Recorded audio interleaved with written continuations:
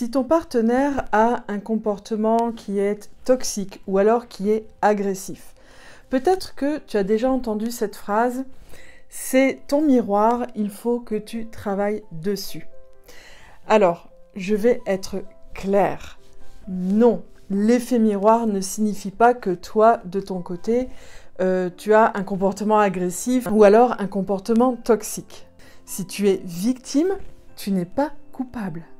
Mais alors, qu'est-ce que l'effet miroir nous demande de regarder et comment faire pour sortir de la souffrance sans rester dans la toxicité? C'est ce que nous allons voir aujourd'hui dans cette vidéo. Je vais vous donner la méthode en 3 étapes pour utiliser l'effet miroir avec des exemples concrets pour que tu puisses bien comprendre.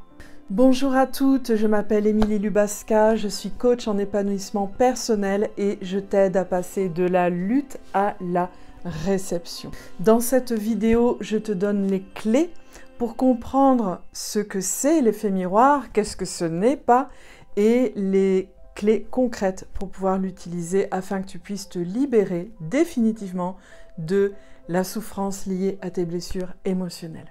Et pour aller plus loin, tu peux d'ailleurs télécharger mon guide gratuit. Tu vas trouver le lien en dessous dans la description.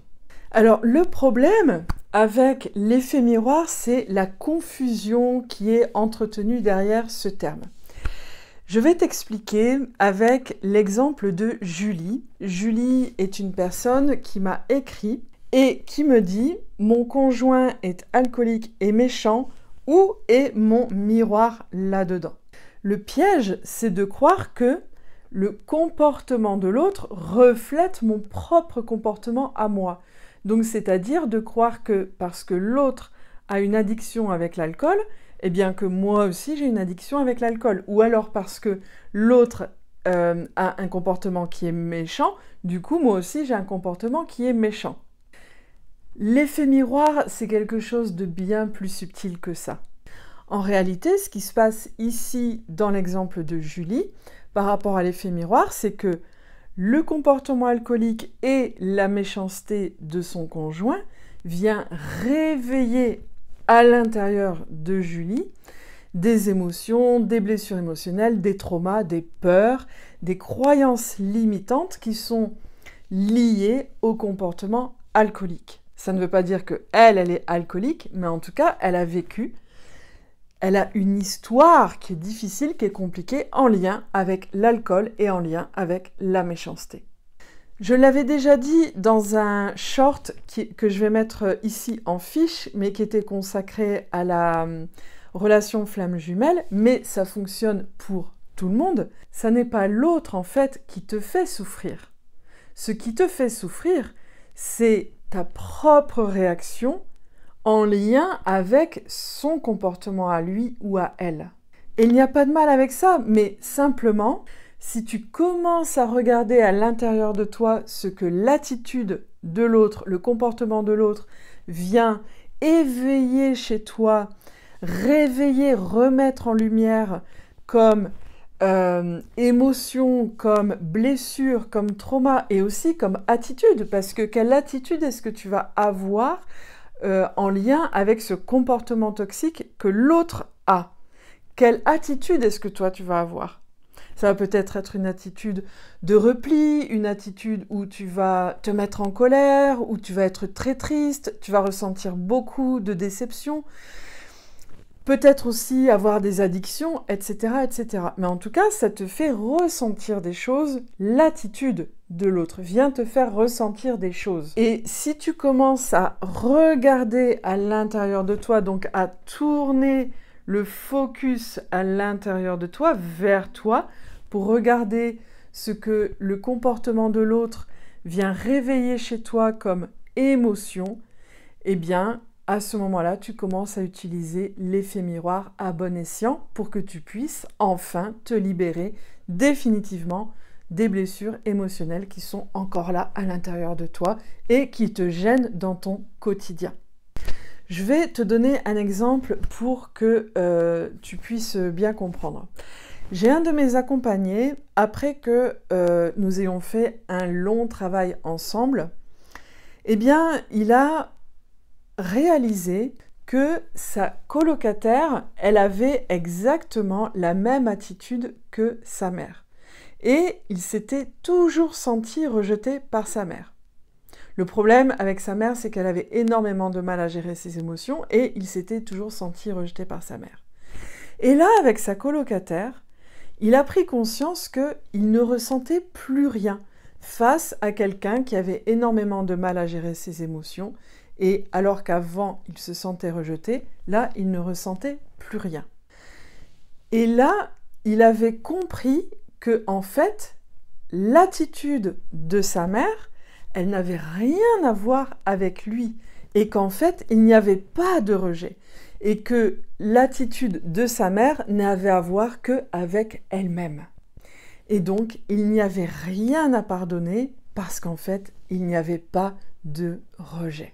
Et ici, l'effet miroir lui a permis de comprendre qu'il était enfin libre. Parce qu'il n'avait plus d'émotions qui pouvaient le faire réagir et qui étaient en lien avec le fait qu'il y ait quelqu'un face à lui, quelqu'un de proche, qui fait le yo-yo émotionnel et que c'était extrêmement difficile pour lui à gérer. Donc la solution, je vais te parler de ma méthode en 3 étapes. La solution, si je reprends l'exemple de Julie, dont le conjoint, je te disais tout à l'heure, il avait une attitude, un comportement alcoolique et aussi une attitude qui était méchante. Si je reprends cet exemple, au lieu de juger le comportement de l'autre, nomme la réaction que cela provoque en toi. Est-ce que c'est de la colère? Est-ce que c'est de la tristesse? Est-ce que c'est de la peur? Est-ce que c'est un besoin irrépressible de sauver l'autre? Est-ce que tu ressens cette blessure d'abandon, une blessure de rejet? Ensuite, au lieu de chercher la faute chez l'autre, trouve la racine de ta propre réaction. D'où est-ce que ça vient? Quel est le souvenir ou les souvenirs qui sont en lien avec cette réaction qui est en toi? Qu'est-ce que l'alcool ou la méchanceté, qu'est-ce que ça fait remonter à l'intérieur de toi comme souvenir qui est douloureux? Et enfin, la 3e étape, au lieu de chercher à faire changer l'autre, travaille sur la blessure d'origine.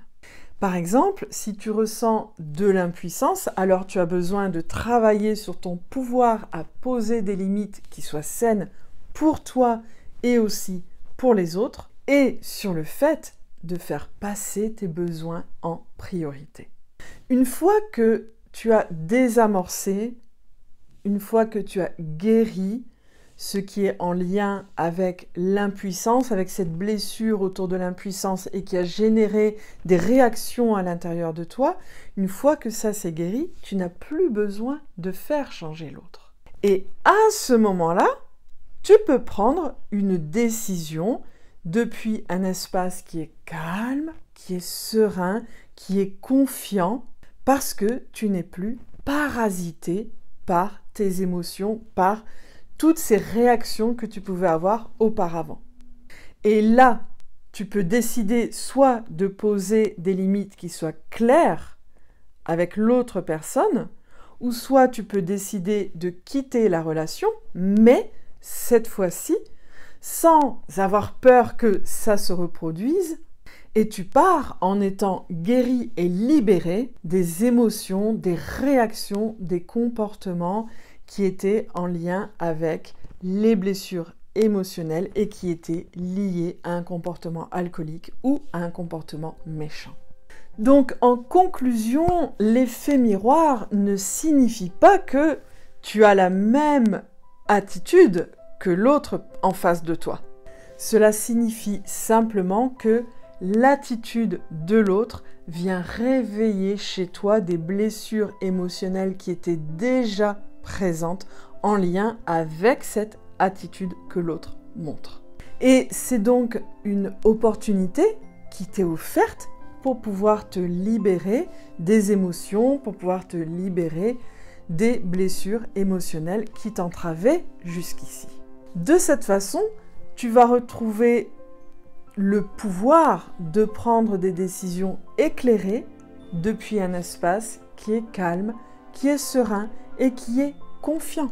Si tu es face à cette souffrance justement en ce moment et que tu souhaites approfondir ce travail d'introspection, tu peux télécharger mon guide qui est gratuit et dont tu trouveras le lien dans la description et qui va t'aider à cheminer vers une paix intérieure durable. Alors dis-moi dans les commentaires, c'est vraiment très important pour moi parce que je sais que l'effet miroir, c'est quelque chose de très confus, on a beaucoup de mal à comprendre ce que ça signifie et j'aimerais savoir si cette vidéo t'a aidé justement à y voir plus clair sur l'effet miroir. Et abonne-toi à la chaîne pour recevoir d'autres révélations si tu souhaites apaiser tes relations, améliorer tes relations avec les autres.